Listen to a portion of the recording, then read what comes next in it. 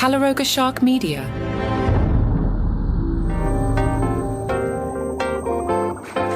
Hi there, I'm Johnny Mac with your daily comedy news. This is a sequel to yesterday's episode. It is the rest of the list from Billboard.com. They have listed the top 25 stand-up comedians of the 21st century.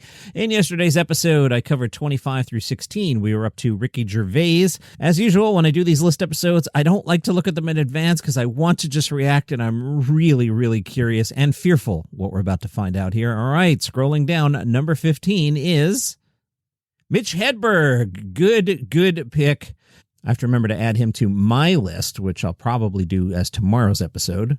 Mitch Hedberg, one of my favorites. I'm glad that they included him here, as Mitch passed away at age 37 in 2005, so didn't have all that long a career in the 21st century. Billboard writes, Hedberg's time among comedy's top ranks lasted less than 10 years, ushered in by a breakthrough in 1996 on David Letterman's show.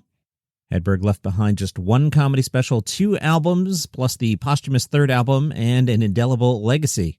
Time magazine suggested in 1998 that Hedberg could become the next Seinfeld. Number 14, Dave Attell. Great pick. And if you listened to yesterday's episode, I explained who has put together this list for Billboard, and I really respect the hell out of them. Billboard writes, if you never experienced New York in the 90s, check out Attell. The gritty, economically strapped, crack and crime-infested city of that time runs through his DNA. The scruffy beard, dark worn jacket over gray hoodie, accessorized with a similarly colorless beanie or baseball cap, screams 1992 afternoon bar regular, but make no mistake, Attell may look old skell, but he's just as hilarious in this century as he was in the last one. A great pick. Number 13, oh my God, I'm not even doing a bit here. I just scrolled down and I'm like, are you effing serious? Adam Sandler? Seriously? Absolutely not. No. They talk about his movies, but this is a stand-up list. Billboard writes, he's not to be underestimated as a stand-up comedian. The Brooklyn-born, New Hampshire-raised Sandler finished number 9 among Billboard's box score top-grossing comics of 23 and 24. The Sandman is a master storyteller with an acrobatic voice. Sandler also does musical comedy well. I will absolutely disagree on that. Boy, that is just a terrible pick. If you listen to the show, you know my opinions on Adam Sandler comedy. And no, absolutely. One of the top 25, absolutely not. All right, number 12, Nate Bargatze. I think this is way overrated. I mean, he's nice, but I don't know. When I finish my list, I'll see if he makes it. But 12 is absurdly high. You're going to tell me Nate is better than Hedberg? You're going to tell me Nate is better than Dave Attell? You're going to tell me Nate is better than Jim Gaffigan? No, and no. Absolutely not. Crazy talk. Number 11, even more crazy talk. Are you serious with this list, Billboard? Sebastian Maniscalco? My current opinion is Sebastian is just doing a version that I call Old Man Dice Clay. Like if Dice turned 60 and decided I should curse a little bit less, he'd wind up with whatever Sebastian's doing right now. That's a horrible pick. All right, number 10, Robin Williams. Interesting. I wouldn't have thought about Robin, but let's see what Billboard has to say. Robin Williams' last stand-up tour took place in 2008, and the HBO special that resulted, Weapons of Self-Destruction, came in 2009. Williams passed away in 2014. See, I would think of him more as a 20th century stand-up. I don't think this pick is ridiculous. Robin Williams was really good on stage. I don't think I'll include him on my list. Number 9, Maria Bamford. Now, this is really interesting. The people that like Maria Bamford love Maria Bamford, and the rest of us are like, yeah, she's fine. Not going to make my list. Again, the people who love her right now are throwing their sneaker at the wall going, Johnny Mac, you don't know what you're talking about. I've seen her live, and it was fine. Okay, next up, number 8. Really interesting pick here. My initial reaction to it is negative and thinking this is kind of crazy. I know people love this guy, but number 8, Norm Macdonald? 8? Above Jim Gaffigan? Billboard writes, the comedian who died in 2021 at the age of 61 is revered as a comedy warrior whose deadpan comedy style and storytelling, like his extended joke about a troubled moth, were as fearless as they were unique. See, I think of him more as great on the desk, doing appearances on Conan. He's got a wonderful comedy album that I love, but it's more sketches. With there's the Gambling Sportscaster and the Fantastic Four sketch and the Superman sketch all on that one album. I'm not sure the body of work is there, Billboard. All right, number 7, Kevin Hart. Hard to argue. We can argue over placement, but not crazy. 9 specials, 30 movies, more TV shows than that, multiple streaming partnerships. Johnny Mac always says the man likes to work.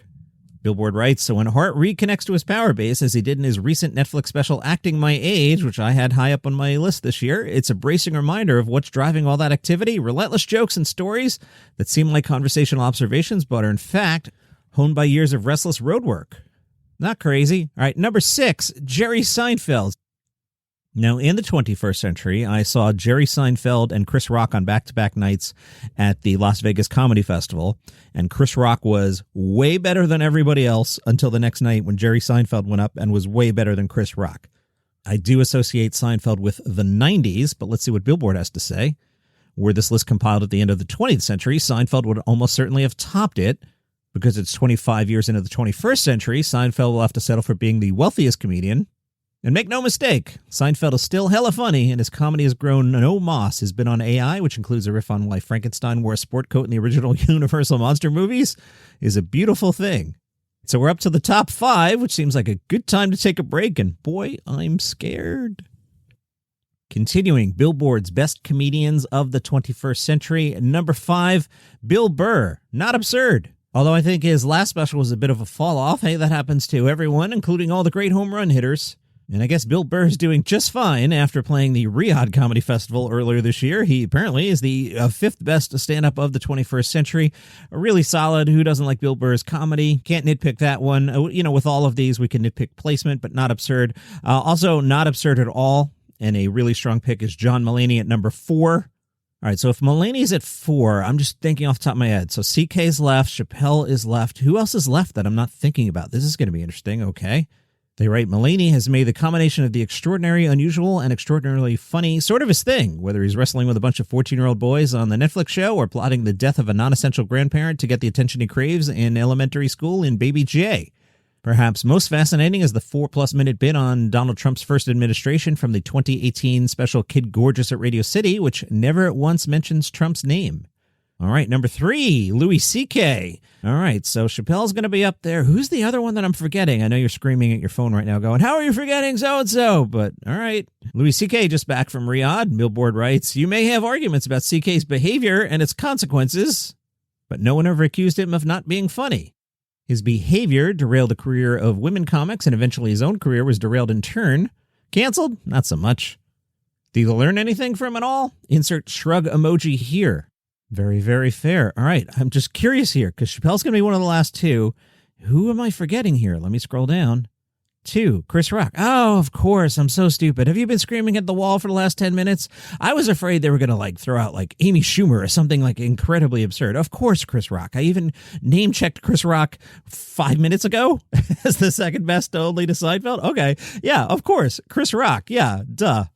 I'm sorry. I'm really sorry if you've been throwing things for the last 5 minutes. I'm stupid sometimes. In 2004, Chris Rock titled his 4th special Never Scared. In his most recent special, 2023 Selective Outrage, he looks around and finds he's the only unafraid person left standing.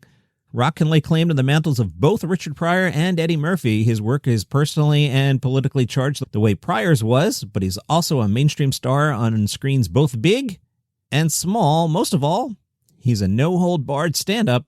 In comedy, no one and nothing is safe. All right, great pick. I feel so stupid. All right, I'm going to scroll down here. It has to be Chappelle, right? I'm not going to scroll down or they're going to be Tony Hinchcliffe is the best comedian and I'm going to lose my mind, right? This has to be Dave Chappelle. I'm scared. Number 1 is Dave Chappelle. Whew. That was scary there for a second. Billboard writes, like the Marvel superhero Daredevil, Chappelle is the man with no fear. His critics might say that. Also, like the Marvel superhero, he's blind to the hurt and anger he causes to the trans community. Looking strictly through the lens of comedy, however, Chappelle is the greatest comic of the century so far. Some say he's the GOAT, and that may prove true, but that's for another list. Good pick. Let me fly through the whole list for you again. 25, Jon Stewart, no. 24, Billy Connolly, no. 23, Trevor Noah. 22, Jim Gaffigan, way too low. 21, Gabe Iglesias. 20, Sarah Silverman. 19, Ali Wong, no. 18, Patrice O'Neill, didn't like him, but he was good.